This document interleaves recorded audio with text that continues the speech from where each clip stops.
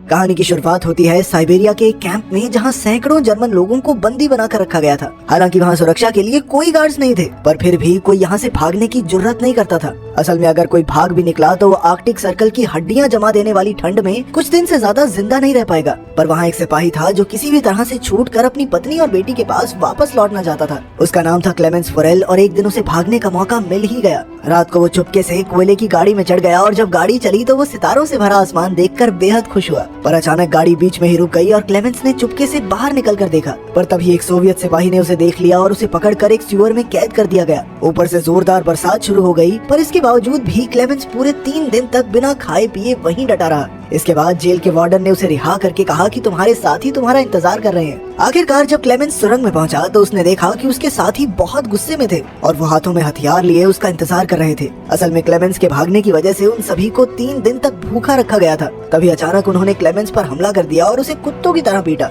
बुरी तरह जख्मी होने की वजह से उसे कैंप के डॉक्टर के पास ले जाया गया। वो डॉक्टर भी यहाँ बंदी था और वो क्लेमेंस की भागने की हिम्मत देखकर काफी प्रभावित हुआ। तब क्लेमेंस ने डॉक्टर से मदद मांगते हुए कहा कि वो एक बार फिर से यहाँ से भागना चाहता है। डॉक्टर ने उसे समझाया कि आर्कटिक सर्कल से भागना नामुमकिन है। आज तक जिसने भी भागने की कोशिश की वो सभी मारे गए। पर डॉक्टर ने उसे एक राज बताया कि जो लोग यहाँ से भागेंगे नहीं वो भी अंत में मारे ही जाएंगे। असल में वहाँ मौजूद सारे कैदी रोज लेड नाम की मेटल की खानों में खुदाई करते हैं और लेड धीरे धीरे हवा से उनके शरीर में जा रही है, जिस वजह से आज नहीं तो कल उन सबका मरना तय है। इसीलिए डॉक्टर ने उसे सलाह दी कि उसे भागकर अपनी किस्मत आजमा ही लेनी चाहिए। फिर डॉक्टर ने अपने सारे गर्म कपड़े और जूते निकाले और क्लेमेंस को बताया कि रेलवे लाइंस पर जगह जगह पर खाना छुपा कर रखा गया है। ऊपर से उसने क्लेमेंस को एक बंदूक भी दी। असल में डॉक्टर ने ये सारी तैयारियां खुद भागने के लिए की थी, मगर 1 महीने पहले उसे पता चला कि उसे कैंसर है और अगर वो भाग भी गया तो 1 महीने से ज्यादा जीने वाला नहीं है। क्या डॉक्टर ने क्लेमेंस को अपना लंच बॉक्स देकर कहा कि अगर तुम सफल हो जाओ तो मेरे परिवार को मेरी मौत की खबर दे देना। इसके बाद क्लेमेंस रात को एक बार फिर से भाग निकला। अगली सुबह वार्डन को खबर मिली कि क्लेमेंस भाग गया है तो वो डॉक्टर से पूछताछ करने आया, मगर तब तक डॉक्टर अपनी जान कुर्बान कर चुका था। उधर क्लेमेंस पूरे जोश के साथ बर्फ और तेज हवा का सामना करते हुए आगे बढ़ रहा था। इधर वार्डन ने क्लेमेंस को ढूंढने के लिए कई फौजियों को ढूंढा, लेकिन कई दिन तक ढूंढने के बाद भी उन्हें क्लेमेंस का कोई सुराग नहीं मिला। सबको लगा कि वो बर्फ में जमकर मर गया होगा, पर वार्डन को यकीन था कि वो जिंदा है, इसलिए उसने तलाश जारी रखने का हुक्म दिया। भागने के 9 दिन बाद क्लेमेंस को अचानक अपने पीछे स्लेज भागता हुआ दिखाई दिया। क्लेमेंस भी तुरंत भागने लगा, पर जल्द ही स्लेज उस तक पहुंच गया और क्लेमेंस को रौंदता हुआ निकल गया। अचानक क्लेमेंस की आंख खुली तो उसने देखा कि वो तो एकदम ठीक ठाक था। असल में ये पूरी घटना उसके मन का वहम थी। उसके चारों ओर सफेद बर्फ की चादर थी और खाना भी खत्म हो चुका था। उसका दिल डूबने लगा और उसने भगवान से कोई चमत्कार करने को कहा, पर आर्कटिक सर्कल में दूर दूर तक बर्फ के सिवा और कुछ नहीं था। अब उसके पास कोई चारा नहीं था, इसलिए वो कुछ दिन तक जैसे तैसे आगे बढ़ता रहा। आखिरकार उसके शरीर ने जवाब दे दिया और वो भूख की वजह से बेहोश हो गया। कुछ समय बाद उसकी आंख खुली और उसने एक अजीब सी आवाज सुनी। तभी उसकी नजर एक सील पर पड़ी और उसकी आंखें चमक उठी। उसने तुरंत अपनी बंदूक निकाली और कांपते हाथों से सील पर गोलियां चला दी, पर बदकिस्मती से उसका एक भी निशाना नहीं लगा। सील भागने लगी तो क्लेमेंस उसके पीछे दौड़ा, पर अचानक वो बर्फीले पानी में घुस गई। खैर उसने ज्यादा न सोचते हुए गोली चलाई और आखिरकार सील को मारने में कामयाब रहा। खाना खाने के बाद उसने अपने पैरों पर पट्टियां बांध ली ताकि ठंड से उसे थोड़ी राहत मिले। थोड़े आराम के बाद क्लेमेंस फिर से अपने सफर पर निकल पड़ा। अपने अकेलेपन और इतने लंबे सफर में उसका दिमागी संतुलन आसानी से बिगड़ सकता था, इसीलिए वो लगातार खुद से बातचीत करता रहा। साथ ही वो थोड़ा चलने के बाद कंपास से अपनी दिशा देखता था ताकि वो यहाँ गुम न हो जाए। इसी तरह कई दिन चलने के बाद उसे बर्फ के बीचों बीच एक पेड़ दिखाई दिया। उसे देखकर क्लेमेंस खुशी से पागल हो गया और भागकर उसने पेड़ को गले लगा लिया। असल में इस पेड़ का मतलब था कि 2 महीने तक लगातार चलने के बाद आखिरकार वो आर्कटिक सर्कल से बाहर आ गया था। दूसरी ओर जेल के वार्डन ने अब भी हार नहीं मानी और 500 किलोमीटर के एरिया की तलाशी लेने का हुक्म दिया। उधर क्लेमेंस जंगल तक पहुंच गया था, पर अचानक वहां बर्फीला तूफान शुरू हो गया। ये तूफान इतना भयानक था कि बड़े बड़े पेड़ भी उखड़ कर गिर गए थे। जैसे ही क्लेमेंस उठा तो अचानक एक बड़ा सा पेड़ उसके ऊपर गिर पड़ा। खुशकिस्मती से सैम जॉन और मैटन नाम के 2 आदमी जो वहाँ सोने की खोज में आए थे, उन्होंने क्लेमेंस की जान बचाई और फिर वो तीनों इकट्ठे आगे बढ़ने लगे। धीरे धीरे मौसम ठीक होने लगा और उन तीनों ने जुगाड़ से कश्ती बनाकर नदी पार करने का फैसला किया। तीनों ने एक दूसरे को अपने जीवन की कहानियां सुनाई, पर कुछ ही देर में नदी का बहाव बहुत ज्यादा तेज हो गया, जिससे क्लेमेंस और मैटन कश्ती को संभाल नहीं पाए। अचानक सैम जॉन का बैलेंस बिगड़ा और वो नदी में गिर पड़ा। सैम जॉन डूबने ही वाला था कि क्लेमेंस ने अपनी जान की परवाह ना करते हुए तुरंत नदी में डुबकी लगा दी। काफी मुश्किलों के बाद वो सैम जॉन को किनारे तक ले ही आया। उधर मैटन उन्हें बीच में ही छोड़कर अकेला ही आगे बढ़ गया। जब वो अपनी झोपड़ी में पहुंचा तो उसने सोचा कि सैम जॉन तो नदी में मर ही गया होगा, इसीलिए उसने सैम जॉन का सोना और बाकी कीमती चीजें चुरा ली। लेकिन फिर कुछ ही पलों में सैम जॉन और क्लेमेंस भी वहाँ आ पहुँचे। मैटन के धोखे से सैम जॉन को बहुत गुस्सा आया, इसीलिए उसने गोली चलाकर मैटन की जान ले ली। इसके बाद सैम जॉन और क्लेमेंस ने अपना सामान बांधा और एक बार फिर से सफर पर निकल पड़े। खैर जल्द ही सर्दी का मौसम शुरू हो गया और आगे बढ़ना और भी मुश्किल। तब क्लेमेंस ने सैम जॉन का बैग लेकर उसका बोझ कम करने की कोशिश की, मगर सैम जॉन को लगा कि क्लेमेंस उसका सोना चुराना चाहता है, इसलिए उसने अपने बैग से क्लेमेंस पर हमला कर दिया।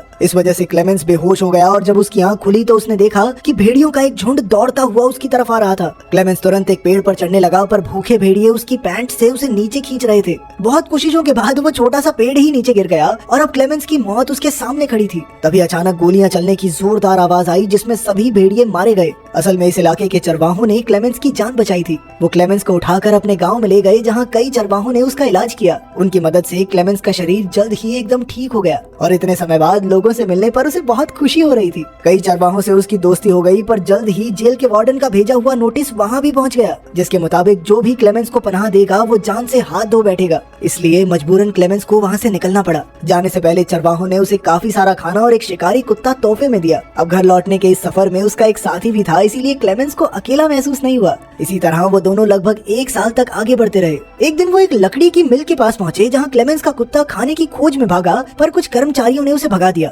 तब क्लेमेंस आगे आया तो कर्मचारियों ने उसे पहचान लिया और फिर मिल के मालिक ने उसे खाना खिलाया। इसके बाद उन्होंने क्लेमेंस को जर्मनी की ट्रेन पर बैठा दिया। अब वो जल्द ही घर पहुँचने वाला था, इसलिए क्लेमेंस के चेहरे पर बड़ी सी मुस्कान थी, मगर वो ये नहीं जानता था कि मिल के मालिक ने उसकी खबर पुलिस को दे दी थी और जेल वार्डन अपने सिपाहियों के साथ ट्रेन स्टेशन पर उसका इंतजार कर रहा था। खुशकिस्मती से क्लेमेंस ने पहले ही सिपाहियों को स्टेशन पर देख लिया, इसीलिए वो मौका देखकर भाग निकला, मगर फिर कुछ ही पलों में जेल के वार्डन ने उसे रंगे हाथों पकड़ लिया। अब क्लेमेंस की सारी उम्मीदें खत्म हो चुकी थी, पर अचानक क्लेमेंस के शिकारी कुत्ते ने वार्डन पर हमला करके उसे बुरी तरह काट लिया। अपने कुत्ते की वफादारी की बदौलत क्लेमेंस को भागने का एक और मौका मिल गया, पर तभी उसे गोलियों की आवाज सुनाई दी और वो समझ गया कि वार्डन ने उसके कुत्ते को मार दिया है। मगर क्लेमेंस उसकी मौत का शोक भी नहीं मना पाया और लगातार भागता रहा। मौका देखकर वो एक पुल पर चढ़ा और नीचे से गुजर रही ट्रेन पर कूद गया। आज एक बार फिर से वो बाल बाल बच निकला था। इसके बाद वो लगातार अपने रास्ते पर आगे बढ़ता रहा। इसी तरह काफी समय बीता और साल 1952 आ गया, जब क्लेमेंस के पास ना तो पैसे की फूटी कौड़ी थी और ना ही खाने को दाना। वो एक मेले में घूम रहा था, जहाँ उसकी नजर लजीज खाने पर पड़ी, मगर दुकानदार ने उसे धुतकार कर भगा दिया। चलते चलते वो पैनकेक्स के ठेले पर आया, जहाँ 2 लड़कियों ने उसका स्वागत किया, मगर उसके पास पैसे नहीं थे, इसीलिए वो खुद ही निराश होकर आगे बढ़ गया। मगर एक नेक दिल लड़की को उस पर तरस आ गया और उसने पैनकेक का एक टुकड़ा तोड़कर एक बच्चे के हाथ क्लेमेंस को दिया।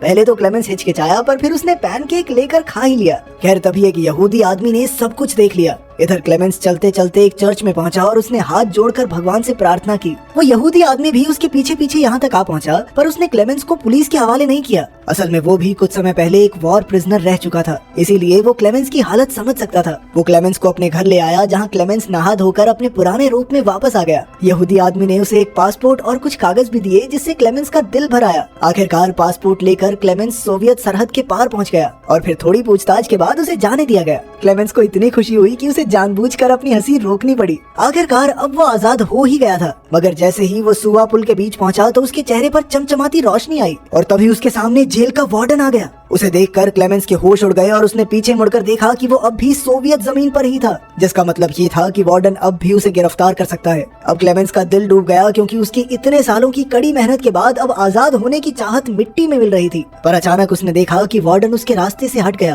क्लेमेंस को अपनी आंखों पर विश्वास नहीं हुआ, मगर वो धीरे धीरे आगे बढ़ा। असल में क्लेमेंस की जिंदा रहने की चाह और 7 साल का दर्दनाक सफर तय करके यहाँ तक पहुँचने के जज्बे ने वार्डन का दिल जीत लिया था। इसीलिए वार्डन ने क्लेमेंस को जाने दिया, मगर एक फौजी होने के नाते वो जीत गया था, क्योंकि आज अगर वो चाहता तो क्लेमेंस को गिरफ्तार करके उसका खेल खत्म कर सकता था। आखिरकार क्लेमेंस सरहद पार करके अपने घर पहुंच गया, जहां उसकी पत्नी और बेटी चर्च के लिए निकल रहे थे। क्लेमेंस भी उनके पीछे पीछे गया और चर्च में उसकी बेटी ने उसे पहचान लिया और फिर वो दौड़कर अपने पिता से लिपट गई। आपके हिसाब से वार्डन ने सही किया या उसने अपने देश से गद्दारी की? कमेंट्स में जरूर बताना। मिलते हैं अगली वीडियो में।